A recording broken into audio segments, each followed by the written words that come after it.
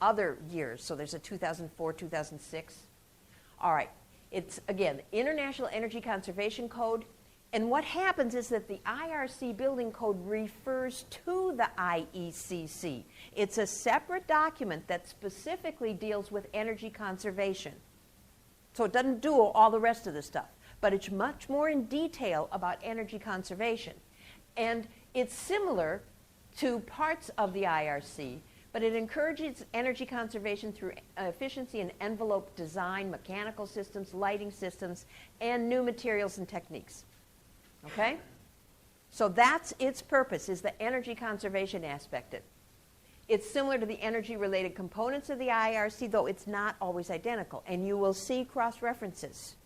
So they stand alone, but they cross-reference, and that's how they're interrelated. And every state has its own energy code requirements. Okay, so IECC and IRC. Why are these important? These are important because radon is taking its place in these documents. Yippee-do. Okay, let's take a look at what ResNet is all about. ResNet is the Residential Energy Services Network. ResNet, all right? What their purpose is to ensure the success of the building energy performance certification industry. So people who are going out to make sure that the buildings actually are performing the way the builder says they are, they have to be checked by a third party.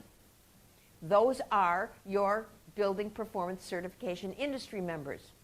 ResNet sets standards of quality and increases the opportunity for ownership of high-performance buildings. Standards for capitalizing a building's energy performance and verification of building energy performance for federal tax incentives, Energy Star, the U.S. Department of Energy's Building America program. So if you're saying, I have actually got this building built above code by 30 to 40%, somebody's going to have to check that out before they give you a tax break. All right? And it's that third-party trained person, body, whatever, that will be checking the building out to ensure that this stuff happens. So they actually rate the building according to the HERS index, which we'll be talking about next. And the standards that ResNet has encompass software accreditation to do the rating. They train and test the raters, and they have quality assurance evaluations. So it's kind of like the NEHA of the energy raters. Okay? They're training them, they're checking them out, they set the standards. All right, now, your home energy raters, how many of you have dealt with these guys before? No kidding. Anybody had an energy audit on their homes? Did you? And so an energy rater came out and did this? Okay, and they use the blower door and the whole 9 yards, and they look over all of your insulation, and they take infrared photography of where you might be losing heat and all that kind of stuff. It's a neat process to watch. I know one of them, but I haven't dealt with them. I would urge you to do that, and let me tell you why I'd urge you to do that. I'd urge you to get to know these guys. I mean, the reason that we're going through this is not to sit on our thumbs, but to make sure that we understand the process now, because we want radon in what they're looking for. Yeah, we're networking. Perfect. AC guy and the green building guy and the energy rating guy. Okay, which is great. And I'm asking the rest of you to be aware of where the market is going so that radon doesn't get left out. All right? These people need to understand radon's place in any of these standards and in any of the way that any builder is building that house. Okay, so what they do is they do an on-site inspection. They check the air leakage of home and of the whole home and of the ductwork itself. They'll do a computer analysis of that data. They'll give you the estimated savings and a home energy rating, and usually they are independent. They are independent contractors who have been trained often by ResNet or some other service, all right? An energy audit performs an evaluation of the energy efficiency of a home that may or may not be as comprehensive as a home energy rating. So obviously they have different levels of audits or ratings and different levels of folks who are doing this kind of assessment. All right? So a home energy rater and an energy auditor. Now, the HERS index is this specialized index that they use to say how energy efficient your home is. Okay? Stands for Home Energy Rating System. And what it is a scoring system that ResNet actually developed. And they have this whole checklist and credits that are given to various things that are done, or minuses for things that aren't done, or problems that you see in the home. And they put that into that computerized analysis, and they can give you at the end a number, a percentage. So it's based on the IECC. All right, we come back full circle, based on IECC. And a home built to the specs of the HERS reference scores 100 points on that HERS rating. So 100 ends up being what you got to do. What you got to do. And if you get 120, you got problems, you got to fix it. Okay? That's a net zero energy home score of 0. If you've built a home that has a net energy score of 0, a net energy 0 home, then your HERS index is 0 as well. You don't use energy. Woohoo! You know you're on the grid and you're feeding electricity back to the company. Would that be cool or what? Anybody got that? That's what I want, man. I want to be able to sell my energy to the company. And that's what some of these people do. All right? That's what they're able to do. So that it's a 0 is a really good thing, oddly enough. It's kind of strange. The lower the HERS index, the more energy efficient the house is in comparison to that reference home that gets 100. So each 1 point decrease in the HERS index corresponds to about a 1% reduction in energy consumption. Make sense? The less you use, the lower your score. If you're above that 100, you're really kind of not very energy efficient. And that's how they run it. That's what it looks like.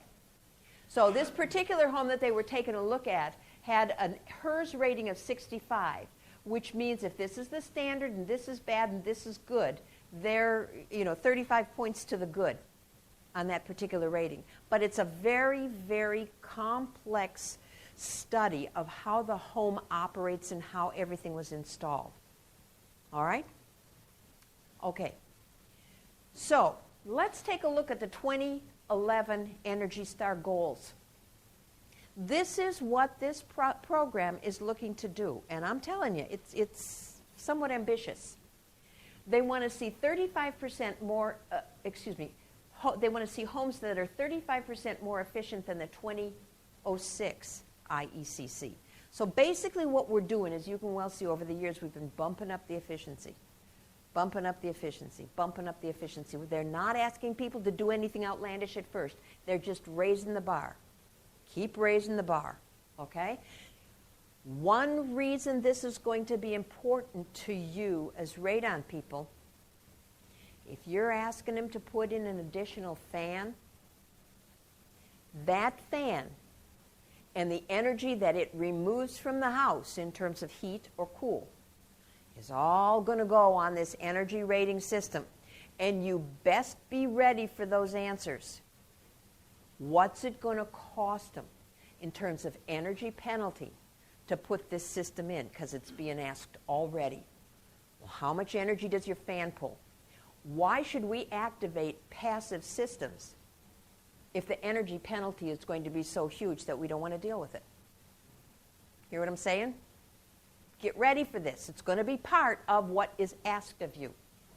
All right, an additional inspection checklists verified by quality framing, HVAC installation, IAQ. Look at that. Guess who that is? That's us. We're part of the IAQ. Hot diggity. So it's going to be on this Energy Star program. I mean, look. If you haven't dealt with this before, do you understand the magnitude of the fact that we, as radon professionals, as radon program, are getting included in this stuff now, finally, after 20 years? Doesn't that make you just go, yeehaw? Come on, let me hear a yeehaw! Okay. So, this is the verification and thermal bypass checklist inspection. But that's us. That's us. That's where we fit in. Now, I just heard from another instructor that one of the things that he's hearing and that people are reporting of hearing out in the field is that the builders don't think that radon-resistant new construction is part of the NAHB new code. Excuse me, ASTM. ANSI, sorry, ANSI code. They don't think that. Guess what? It's there.